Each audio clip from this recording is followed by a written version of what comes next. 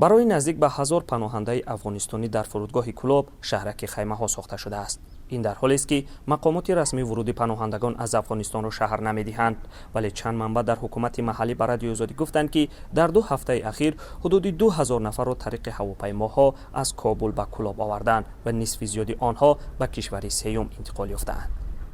ساکنان محلی پروازهای پی در پی هواپیماهای ناشناس در فضای کلوب را در 2 هفته اخیر مشاهده می‌کنند.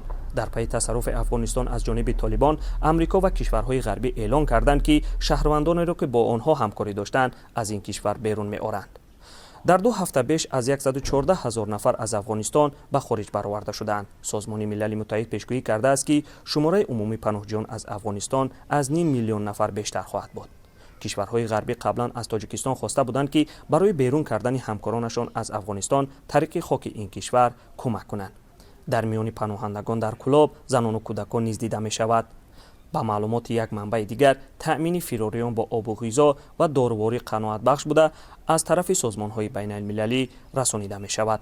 نمایندگان این سازمان‌های بین المللی همه روزه از حال پناهجویان خبر می‌گیرند. در 3 ماه اخیر در پی اوج جنگ میان نیروهای حکومتی افغانستان و طالبان صدها نفر به خاک تاجیکستان پناه بردند، ولی آنها را مقامات تاجیک دوباره به وطنشان پس گردانیدند.